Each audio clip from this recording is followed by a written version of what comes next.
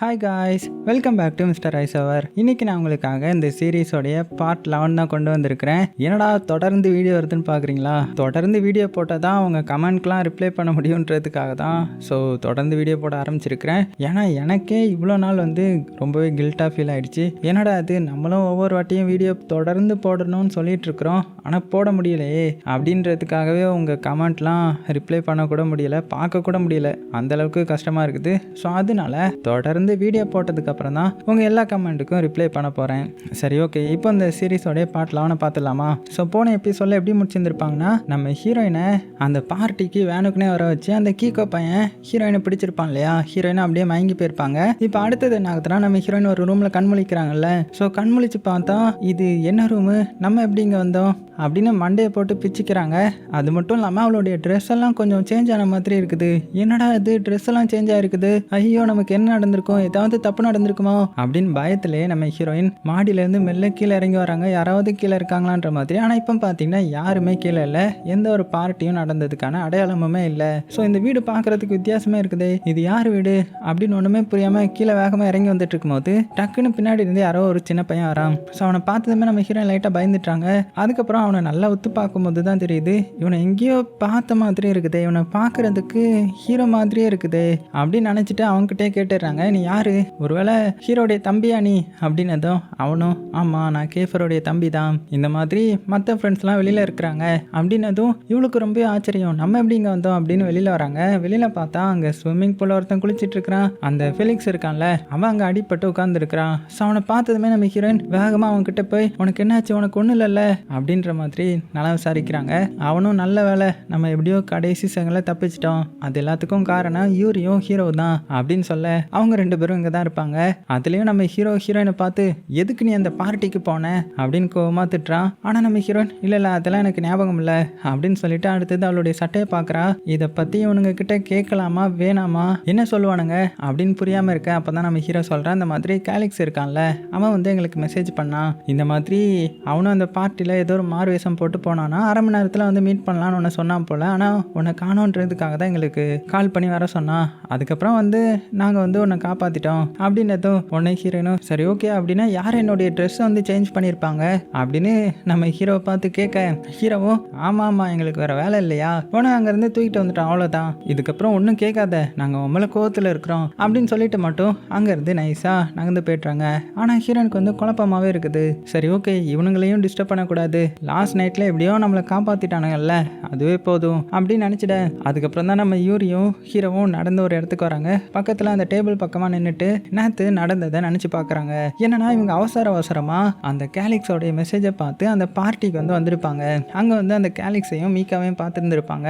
அப்போ தான் அந்த கேலிக்ஸ் சொல்லியிருப்பான், இந்த மாதிரி நாங்கள் இங்கேருந்து கிளம்பலான்னு போகும்போது ஹீரோயினை தேடி பார்த்தோம், ஆனால் அவளை காணோம், வேற ஏதோ பிரச்சனை நினைக்கிறேன்ற மாதிரி சொல்லிட்டு இருந்திருப்பாங்க. அதே டைமில் தான் இந்த வீட்டுக்கு நம்ம ஐரிஸ் பையனும் அவனுடைய லவரான அந்த எல்லோ பொண்ணும் வந்திருப்பாங்க. அவங்க இங்கே பார்க்கும்போது அந்த ஃபெலிக்ஸ் இருக்கான் இல்லையா, அவன் அடிப்பட்டு கீழே கிடப்பான், அதுவும் அவன் ரத்த வெள்ளத்தில் கிடப்பான் இல்லையா, அதை பார்த்ததுமே இவனை யார் இப்படி பண்ணது, அப்படி இவன் என்ன பண்ணான் அப்படி விசாரிக்கும் போது அங்கே இருக்கிற யாருமே ஒழுங்காக பதில் சொல்லியிருக்க மாட்டாங்க. ஆனால் கீழே கிடந்த அந்த ஃபெலிக்ஸ் மட்டும் பார்த்தீங்கன்னா இந்த மாதிரி ஜேஜேவை காப்பாத்து அப்படின்ற மாதிரி மட்டும் சொல்லியிருந்திருப்பான். இந்த வார்த்தையை கேட்டதுமே நம்ம ஐரிஸ் செம டென்ஷன் ஆயிட்டான். என்னுடைய கசின் பேர் எதுக்கு இவன் சொல்றான், ஜேஜே இங்கே வந்தாளா, அவன் எங்கே போனா, எங்கே இருக்கிறா அப்படின்னு ஆக்ரோஷமாக கத்த ஆரம்பிச்சிட. சுற்றி இருக்கிறவங்களுக்கும் பயம் கொடுக்க ஆரம்பிச்சிருது. ஏன்னா அவங்களுக்கு தெரியும், இருந்தாலும் சொன்னா இவனையும் போட்டு அடிச்சிடுவான் இல்லையா, அதனால இவன் ஏதோ வளர்றான் அப்படின்னு சொல்லும்போது கடைசியில் நம்ம ஃபெலிக்ஸே கீகோன்ற மாதிரி சொல்லிட்டான். அவ்வளோதான், ஐரிஸ்க்கு செம டென்ஷன் ஆகிடுது.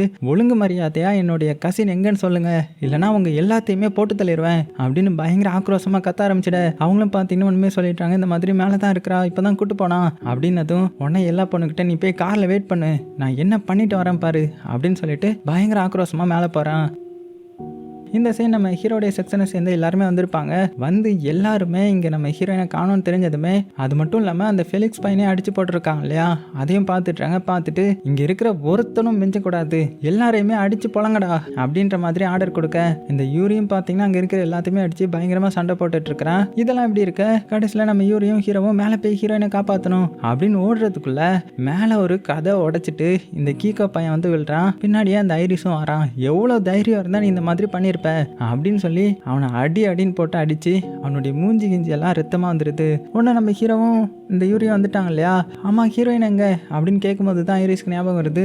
இவனை நான் பார்த்துக்கிறேன் அப்படின்னு சொல்லிட்டு நீங்கள் யாரும் உள்ளே வராதிங்க அப்படின்னு சொல்லிட்டு வேகமாக ரூம்குள்ளே ஓடுறான். ஏன்னா அவளுடைய ட்ரெஸ்ஸை வந்து சரி பண்ணுறதுக்காக. அதுக்கப்புறம் கொஞ்ச நேரம் கழிச்சு தான் உள்ளே வராங்க. இந்த கசின் என்ன சொல்கிறான்னா, இந்த மாதிரி கீக்கோ தான் வந்து அவளுடைய சட்டையை வந்து கலட்ட ட்ரை பண்ணிட்டு இருந்தான். நான் தான் வந்து எப்படியோ இதை வந்து தடுத்துட்டேன். அது மட்டும் இல்லாமல் இப்போ மட்டும் நான் ஹீரோயினை தூக்கிட்டு வீட்டுக்கு கூட்டிகிட்டு போனால் அவள் எந்திரிச்சு நிறைய கொஸ்டின் கேட்பான். அதுக்கெல்லாம் என்னால் ஆன்சர் பண்ண முடியாது. அதனால உன்னுடைய வீட்டில் நீ சேஃபாக வச்சுக்கோ. இன்னைக்கு ஒரு நாள் வச்சு ஏதாவது சொல்லி சமாளிச்சிரு. அதுக்கப்புறம் நாளைக்கு நான் வந்து கூப்பிட்டுக்கிறேன். ஏன்னா ரொம்பவே பயந்துடுவா அப்படின்ற மாதிரி சொல்லியிருந்திருப்பான். உடனே தான் நம்ம ஹீரோவும் யூரியும் ஹீரோயினை தூக்கிட்டு அங்கேருந்து போயிருந்திருப்பாங்க. ஸோ அதெல்லாம் இப்போ நினச்சி பார்க்குறாங்க ரெண்டு பேரும். அப்போ தான் நம்ம யூரி வந்து ஹீரோவை பார்த்து டேரெக்டாக கேட்டுடுறான். இந்த மாதிரி நீ உண்மையை சொல்லு, ஹீரோயினை காதலிக்க ஆரம்பிச்சிட்டல்ல. நான் என்னுடைய ஆசையாக அவகிட்ட என்னுடைய மனசில் இருக்கிற உண்மை எல்லாத்தையுமே சொல்லிட்டேன். ஆனால் நீ எதுக்கு இப்படி ஸ்டப்பனாக இருக்கிற? உன்னுடைய பிளான்ல இருந்து வெளியில் வா அப்படின்னதும் இல்லை நான் ஹீரோயினை லவ்லாம் பண்ணலை. நான் என்னுடைய பிளான் படி தான் செயல்பட்டு இருக்கிறேன். நான் அவளை எப்போதுமே லவ் பண்ண மாட்டேன் அப்படின்னு அவனுடைய ஃபீலிங்ஸை மறைச்சிட்டு யூரி கிட்ட போய் சொல்லிட்டு இருக்கிறான். அது வந்து அவனுடைய கையிலேயே தெரியுது. என்னன்னா அந்த கிளாஸ் வச்சிருக்கான் இல்லையா, அதை கோவத்தில் அமைக்கி அப்படியே உடைக்கிறான். கையில இருந்து ரத்தமாக வருது. இதை நம்ம ஹீரோயினும் பார்க்குறாங்க. இவன் எப்படி பிஹேவ் பண்ணுறான்ற மாதிரி பார்த்துட்டு இருக்க. அதுக்குள்ள ஹீரோவா அங்கேருந்து உள்ளே போயிட்டான். அப்போ நம்ம யூரி இருக்கான்ல, அவன் ஹீரோயினை கிஸ் பண்ணியிருப்பான் இல்லையா, அன்னைக்கு நைட்டே ஹீரோயின் கிட்ட அதை பற்றி பேசியிருப்பான் போல. அதாவது அன்னைக்கு நைட்டு அவங்க ரெண்டு பேர் தான் டியூட்டியில் இருந்திருப்பாங்க. அப்போ நம்ம ஹீரோயின் டேரெக்டாகவே அவனை பார்த்து, இங்கே பாரு உனக்கு என்ன பிடிக்குமா, நீ என் மேலே ஃபீலிங்ஸ் வச்சிருக்கிறியா அப்படின்னதும். ஆனால் யூரி என்ன சொல்கிறான்னா, இங்கே பாரு இப்போ என்னால் எதுவுமே சொல்ல முடியாது, என்னால் போய் சொல்ல முடியாது. ஆனால் ஒன்று என்னன்னா எனக்கு ஒன்று இழக்க விருப்பம் இல்லை, அதனால நான் இப்போ எதுவுமே சொல்லலை அப்படின்ற மாதிரி சொல்ல நம்ம ஜெய்க்கு ஒன்றுமே புரியல. இப்போ இவன் என்ன சொல்ல வரான், நம்மளை பிடிக்கும்னு சொல்ல வரானா இல்லைனா வேற ஏதாவது சொல்ல வரானா அப்படின்னு குழம்பி போய் நிற்கிறாங்க. இப்போ அதெல்லாம் இந்த யூரியும் நினச்சி பார்க்குறான். ஸோ யூரி வந்து அவனுடைய மனசில் இருக்கிறத நம்ம ஹீரோயின் கிட்ட ஓப்பனாக பேசிட்டான் இல்லையா. ஆனால் நம்ம ஹீரோ தான் அவனுடைய மனசில் ஒன்று வச்சுட்டு வெளியிலையும் ஒன்று வச்சிருக்கிறான். அது மட்டும் இல்லாமல் ஃப்ரெண்ட்ஸ் கிட்ட ஹீரோயினை பழி வாங்குறதுக்காக தான் அவன் கூட பழகுறேன்ற மாதிரி சொல்லிட்டு உள்ளுக்குள்ளே ஹீரோயினை ரொம்பவே லவ் பண்ண ஆரம்பிச்சிட்டான். அதை எப்படி வெளியில் கொண்டு வர போகிறான்றதும் தெரியல. அப்படியே கட் பண்ண இந்த சைடு நம்ம ஹீரோயினை பார்த்தீங்கன்னா ஃபெலிக்ஸ் கூட தான் உட்காந்துருக்கிறா. அந்த ஃபெலிக்ஸும் பார்த்தீங்கன்னா ரொம்பவே சோகமாக என்னை மன்னிச்சிரு, எனக்கு ரொம்பவே கில்ட்டாக ஃபீல் ஆகுது. ஏன்னா என்னால் தானே நீயும் மாட்டிக்கிட்ட, என்னால் தானே உனக்கும் பிரச்சனை, நான் தானே ஒன்று அந்த பார்ட்டிக்கு வந்து வர சொன்னேன் அப்படின்னு ஃபீல் பண்ணி பேசிகிட்டு இருக்க. நம்ம ஹீரோயினும் இங்கே பாரு அது உன்னுடைய தப்பு கிடையாது, நீ ஏதோ நினச்சா அங்கே ஏதோ நடந்துருச்சு அவ்வளோதான், அதை பற்றியே நினச்சிட்டு இருக்காத சரியா அப்படின்னு சொல்லிட்டு இருக்கும்போதே கரெக்டாக அந்த இடத்துக்கு கேஃபரோடைய தம்பி வந்துட்டான். அதான் ஹீரோடைய தம்பி வந்துட்டான். சாப்பாடு உள்ள ரெடியாக இருக்குது, எல்லாருமே உள்ளே வாங்க அப்படின்னு சொல்ல. ஸோ எல்லாருமே உள்ளே போகிறாங்க. ஆனால் நம்ம ஃபெலிக்ஸால் மட்டும் வர முடியல. பாவம் அவனுக்கு அடிபட்டிருக்குல்ல. உடனே டாக்டர் தான் வந்து அவனுக்கு வந்து ட்ரீட்மெண்ட் பண்ணி ஹெல்ப் பண்ணுறாரு. அப்போ நம்ம ஹீரோயின் வந்து யூரியை மீட் பண்ணி, ஆமாம் ஹீரோவுடைய கையில் ஏன் ரத்தமாக இருந்துச்சு, அவனுக்கு என்ன ஆச்சு அப்படின்னு கேட்கும்போது, அதுவா ஒன்றும் இல்லை, அவனுடைய கையை வந்து காயப்படுத்திக்கிட்டான். ஏன் காயப்படுத்திக்கிட்டான் அப்படின்ற மாதிரி கேட்கும்போது, அதுவா நான் அவன்கிட்ட சொல்லக்கூடாத விஷயத்தெல்லாம் சொன்னேன், அதனால மேபி ஏதாவது ஆயிருக்கலாம் அப்படின்னதும் ஹீரோயினுக்குமே ஒன்றுமே புரியல. என்னத்தை இவங்க ரெண்டு பேரும் எதுக்கு சண்டை போடுறாங்கன்னு புரியலையே அப்படின்னு நினச்சிக்கிறாங்க. அப்படியே சீனும் கட் ஆகுது. அடுத்தது எல்லாருமே உள்ளே வந்து சாப்பிட ஆரம்பிச்சிடுறாங்க. ஸோ அப்படி ஒன்றா உட்காந்து சாப்பிட்டுட்டு இருக்கும்போது இன்னொரு குட்டி பையனும் வரான். ஸோ இவன் யாருன்னா நம்ம ஹீரோடைய கடைசி தம்பி போல் வாயாடி ஆனால் எல்லாத்தையுமே அப்சர்வ் பண்ணுவான். ஸோ இங்கே வந்து உட்கார்ந்ததுமே அவனுடைய அண்ணனான ஹீரோவை தான் கிண்டல் அடிக்கிறான். என்னடா அண்ணா, உன்னை நான் என்னமோ பையனை மட்டும்தான் நீ லவ் பண்ணுன்னு நினச்சேன், ஆனால் பொண்ணெல்லாம் வீட்டுக்கு கூட்டிகிட்டு வந்திருக்கிற அப்படின்னு கிண்டல் அடிக்க. ஆக்சுவலாக ஹீரோடைய கிளாஸில் பசங்க மட்டும்தானே இருப்பாங்க, அதனால எப்போதுமே பசங்களை மட்டும்தான் கூட்டிகிட்டு வருவான். இப்போ ஹீரோயினை கூட்டிகிட்டு வந்ததுனால இப்படி கிண்டல் அடிக்க எல்லாருமே அப்படியே சிரிக்கிறாங்க. அப்பதான் நம்ம ஹீரோயினுக்கு ஞாபகம் வருது, ஐயோ இவ்வளோ நேரம் நம்ம ஹீரோ வீட்டிலே இருந்தோம், அப்படின்னா நம்ம வீட்டுக்கு போகணுமே, என்னுடைய அண்ணன் தேடுவான், ஐரிஸ் வர சும்மா கத்திட்டு இருப்பானே அப்படின்னதும் உடனே எல்லாரும் என்ன சொல்றாங்கன்னா, நீங்க கவலைப்படாதீங்க, ஆஞ்சலோ கிட்ட நாங்கள் பேசிட்டோம் அப்படின்ற மாதிரி சொல்லி சமாளிக்கிறாங்க. அதுக்கப்புறம் இப்படியே கொஞ்சம் நேரம் ஜாலியாக பேசிக்கிட்டே சாப்பிட்றாங்க. அப்படியே டைமும் போகுது. அப்படியே சீனும் கட் ஆகுது.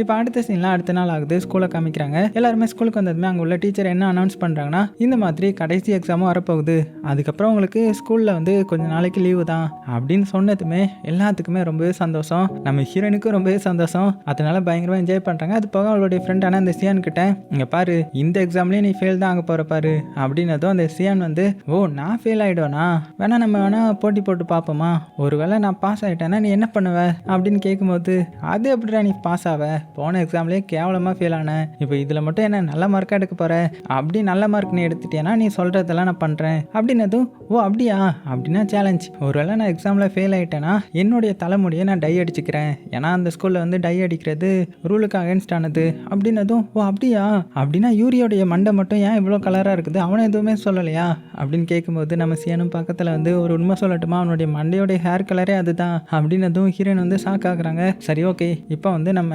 பெட்டுக்கு வரலாம், எந்த மாதிரி பெட் கட்ட போகிற அப்படின்னதும் உடனே சியான் என்ன சொல்கிறான்னா, ஒருவேளை நான் இந்த எக்ஸாமில் நல்ல மார்க் எடுத்துட்டேன்னா நீ என்ன பண்ணுற தெரியுமா, உனக்கு பிடிச்சவங்களை சூஸ் பண்ணி அவங்களுக்கு எல்லாரும் முன்னாடியும் நீ கிஸ் பண்ணணும் அப்படின்னதும் ஹீரோயினும் சரி ஓகே டீல், ஆனால் நீ தான் பாஸ் ஆக மாட்டியே அப்படின்னு ரொம்ப தைரியமாக இருக்காங்க. அப்படியே கட் பண்ணால் அன்றைக்கி நைட் ஆகுது. ஸோ அன்றைக்கி நைட் வந்து ஹாலோவின் நைட்டு போல் எல்லாருமே இந்த சின்ன பசங்க எல்லாருமே இந்த ட்ரெஸ் எல்லாம் போட்டு சாக்லேட்லாம் கலெக்ட் பண்ணிட்டு இருக்காங்க. நம்ம ஹீரோயினும் அந்த இடத்துக்கு வந்திருக்கிறா, சியன் கூட தான் வந்திருக்கிறா. ஸோ சியனும் பார்த்தீங்கன்னா அங்கேருந்து எல்லாருக்கிட்டையும் சாக்லேட் கலெக்ட் பண்ண போயிட நம்ம ஹீரோயின் மட்டும் பார்த்தீங்கன்னா அங்கே பார்க்குறாங்க. பார்த்தா ஒரு சின்ன பையனை பார்க்குறதுக்கு ஹீரோடைய தம்பி மாதிரி இருக்குது. அடே நீ ஹீரோடைய கடைசி தம்பி தானே அப்படின்னதும் அவனும் பக்கத்தில் வரான். பார்த்துட்டு இந்த சாக்லேட் வந்து எப்போதும் நான் தான் வச்சிருக்கணும், ஏன்னா நான் தான் சின்ன பையன் அப்படின்னு சொல்லிட்டு சாக்லேட்டை பிடிங்கிட. அடே இவ்வளோ டெரராக இருக்கிறே, உன்னுடைய உண்மையான பேர் என்ன அப்படின்னு கேட்கும்போது, ஆனால் அவனை பார்த்தீங்கன்னா அதெல்லாம் எதுக்கு நான் உங்ககிட்ட சொல்லணும், நம்ம என்ன அவ்வளோ க்ளோஸாக பழகிட்டோம், இப்போ தானே அவங்கள தெரியும் அப்படின்னு அரகண்டாவே பதில் சொல்ல கரெக்டாக அந்த இடத்துக்கு நம்ம ஹீரோ வந்துட்டான். வந்து அந்த குட்டி பையன்ட்ட இருந்த சாக்லேட்டை பிடுங்கி ஹீரோயின் கிட்ட கொடுக்க, ஹீரோயினும் சேச்சா சின்ன பையன் வச்சுக்கிட்டோம் அப்படின்னு சொல்லிட்டு மறுபடியும் அவங்ககிட்டே கொடுக்க அவனும் சந்தோஷமா அங்கேருந்து கிளம்பிட்டான். அந்த சமயத்தில் இன்னொருத்தங்க பார்த்தீங்கன்னா அந்த இடத்துக்கு வராங்க. என்னன்னா நம்ம சிஎன் வந்து அந்த சின்ன குழந்தை சாக்லேட்டை பிடிங்கிட்டு வந்துருப்பான் போல. ஸோ அவங்களுடைய அண்ணன் வந்து இப்போ கம்ப்ளைண்ட் பண்ண வந்திருக்கிறான். உடனே ஹீரோயின் அதை பார்த்துட்டு அந்த சாக்லேட் பாக்ஸ் வாங்கி, சாரிங்க இது எல்லாத்தையுமே நீங்களே வச்சுக்கோங்க அப்படின்னதும் அவன் நம்ம ஹீரோயினை பார்த்து அவனுக்கு பிடிச்சி போய், சாரிலாம் வேண்டாம், ஒரே ஒரு நாள் என் கூட டேட்டிங் வரீங்களா அப்படின்னு டேரெக்டாக கேட்டுடுறான். ஸோ பக்கத்தில் நம்ம ஹீரோ வேற இருக்கான்ல, அவன் வேற கோவக்காரனாச்சு. உடனே அவனை பார்த்து கிளின்னு கிளிக்க ஆரம்பிச்சிட்றான். யாரா நீ, என்ன பேச்சு பேசுற, உனக்கு என்ன அவ்வளோ தைரியமா, அவ்வளோ திமிரா அப்படின்னு கத்தி சண்டை போட ஆரம்பிச்சிட. என்னடா நீ இப்படி கத்துற, நீ என்ன அவளுடைய அப்பாவா அண்ணனா தம்பியா அப்படின்னு கேட்டதும், நான் அவளுடைய புருஷன்டா அப்படின்னதும் அவனுக்கே ஒரு மாதிரி ஆயிடுது. அதனால சாரிங்க அப்படின்னு சொல்லிட்டு அங்கேருந்து ஓடி போய்ட்றான். சியனுக்கும் இதை கேட்டதுமே ஷாக்கிங்காக இருக்கும், என்ன இப்படிலாம் பேசுகிறான்ற மாதிரி. சரி ஓகே நானும் சாக்லேட் வாங்க கிளம்புறேன் அப்படின்னு சொல்லிட்டு கிளம்பிட நம்ம ஹீரோயினுக்கும் ஷாக்கிங்காக தான் இருக்கும். அப்படியே நெஞ்சிலே கை வச்சுட்டு, என்னடா இவன் இப்போ சொன்னான் அப்படின்னு ஷாக்கிங்கில் பார்த்துட்டு இருக்க. இங்கே பாரு, உன்கிட்ட நான் முன்னாடி இருந்து சொன்னேன் அந்த கீக்கோ கூட பழகாத சேராதன்னு சொல்லிட்டு, இப்போ அவன் பண்ண காரியத்துக்கு ஸ்கூல்ல இருந்தே அவனை வெளியில் ஏற்றிட்டாங்க அப்படின்னதும், ஆமாம்மா நானும் கேள்விப்பட்டேன், என்னுடைய கசினும் அதான் சொன்னான், நான் தான் கேட்காம அவன் கூடலாம் டச் வச்சுக்கிட்டேன் அப்படின்னு ஹீரோயினும் சொல்ல, இதுக்கு தான் சொல்கிறேன், உன்னுடைய புருஷன் சொல்கிறது கேளு சரியா, ஏன்னா நான் தானே உன்னுடைய ஹஸ்பண்ட், நான் சொல்கிறத நீ கேட்டு தான் ஆகணும் அப்படின்னதும் ஹீரோயினும், என்னது புருஷனா, எந்த டைமென்ஷனில் அப்படின்ற மாதிரி முழிக்கிறாங்க. அதுக்கப்புறமா சரி வா, இது சின்ன பசங்க விளையாடுற ஏரியா, நம்ம அடல்ட் சைடு போகலாம் அப்படின்னு சொல்லிட்டு ஹீரோயினை கூட்டிட்டு அங்கேருந்து வெளியில் வரான். அங்கே வெளியில் கொஞ்சம் தூரம் வந்ததுமே இதுதான் அடல்ட்டுக்கான ஏரியா போல். ஸோ அங்கே நிறைய பேர் ட்ரிங்க்ஸ்லாம் அடிப்பாங்க, பயங்கர ஜாலியாக என்ஜாய் பண்ணிட்டு இருக்காங்க. அப்போ நம்ம ஹீரோ இல்லாத டைமில் ஒருத்தன் ஹீரோயின் பக்கமாக வந்து, அடியே என் கூட டான்ஸ் ஆட வரியா அப்படின்னதும் ஹீரோயினுக்கு ஒரு மாதிரி ஆயிடுது. இல்லை அதெல்லாம் வேணாம் அப்படின்னு அவன் சொல்லிட்டு இருக்கும்போது மாஸ்க் போட்ட ஒருத்தன் ஹீரோயின் பக்கமாக வந்து, இவன் என் கூட தான் வந்திருக்கிறா, ஒழுங்கு மரியாதையாக இங்கேருந்து போறியா அப்படின்ற மாதிரி விரட்டி விட நம்ம ஹீரோயினுக்கு அவனை பார்த்ததுமே ஷாக் ஆகுது. அவனுடைய கண்ணு மட்டும் ப்ளூவாக இருக்குது. ஸோ ஸ்டார்டிங் எபிசோடில் வந்திருப்பான் இல்லையா, ப்ளூ கலர் கண்ணை வச்சுக்கிட்டு ஒருத்தன் காரில் வருவான் இல்லையா, ஸோ அவன் தான் இவன் போல. யார் நீ, உன்னுடைய பேர் என்ன அப்படின்னு கேட்கும்போது, இங்கே பாரு இப்போ அவன்கிட்ட பேசுறதுக்கு எனக்கு நேரம் இல்லை, என்னுடைய பேர் வந்து பெர்சி மரியானா அப்படின்னதும் ஹீரோயினுக்கே ஷாக் ஆகுது. என்னது இது, என்னுடைய கடைசி நேமும் உன்னுடைய கடைசி நேமும் சேமாக இருக்குதே அப்படின்னதும், புரியுது, உனக்கு நிறைய கொஸ்டின் இருக்குன்னு எனக்கு தெரியும், ஆனால் எல்லாத்துக்கும் இப்போ என்னால் பதில் சொல்ல முடியாது, ஸோ உன்னுடைய நம்பர் கொடு, நம்ம அப்புறமா தனியாக மீட் பண்ணி நிறைய பேசணும் அப்படின்னதும் உடனே நம்ம ஹீரோயினும் நம்பர் கொடுக்குறாங்க. இப்படி அவனும் நம்பர் வாங்கிட்டு அங்கேருந்து அப்படியே கிளம்புறான்.